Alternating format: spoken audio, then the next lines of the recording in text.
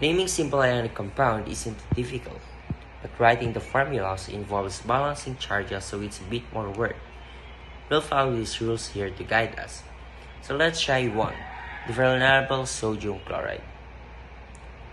We can see that sodium on the periodic table, that's a metal. Chlorine is a non-metal, that means we have an ionic compound. First, we write the symbols for each element. So on the periodic table, that's Cl, and then we need to find the charges. So we look on the periodic table again. We can see sodium in group 1, that's a +1 charge. Chlorine has a -1 charge. A +1 and a -1, they'll cancel out to give us a net charge of 0. Because of that, the correct formula for sodium chloride is just NaCl. So when the charges are the same, it's straightforward. So pause and write the formulas for both of these compounds.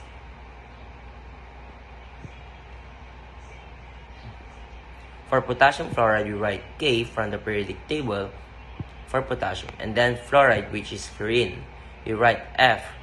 We then write the charges. Potassium is +1, and then the fluorine here we have a -1. Those will both cancel out to give us a net charge of 0, so that makes this Kf the correct formula for potassium fluoride.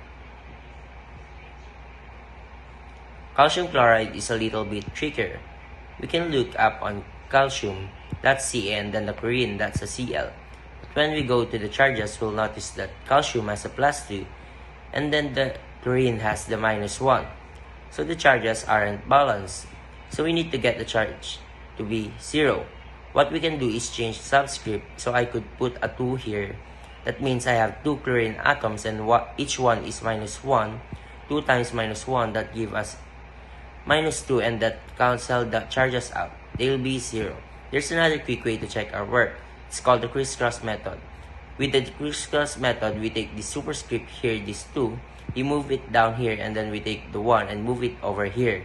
But we don't need to write because it's assumed that it's here, so we get rid of that. We can remove our charges and we get the same thing, CaCl2, as a formula for calcium chloride. And we're almost done learning how to write the formulas for simple ionic compounds, but try these 3 to make sure you get it.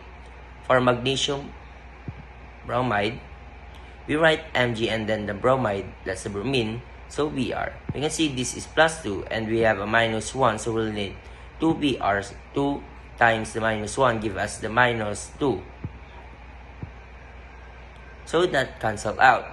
We'll have a net charge of 0, and that makes MgBr2 the formula for magnesium bromide. For sodium nitride, sodium Na, and then the nitride, that's the nitrogen, is N. Sodium has a +1, nitrogen has a -3. So we're going to need 3 sodium atoms. 3 times +1 give us the +3 to cancel out the -3. That makes a formulas for sodium nitride Na3.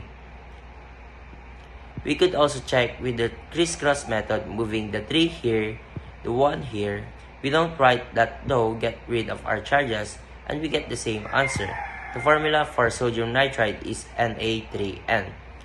Let's see the last one, with calcium phosphide. We look up calcium, we have Cn, then the phosphorus, that's P. So we have a +2 and a -3. This is a good one to start with the crisscross method.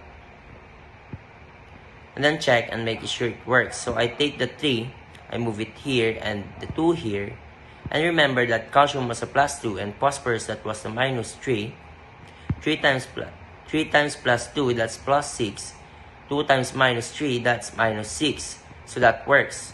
The charges, they cancel out, give us a net charge of 0, and we'll clean up a little bit, and the formula for calcium phosphide is Ca3P2. That's how you write the formula for chemical compounds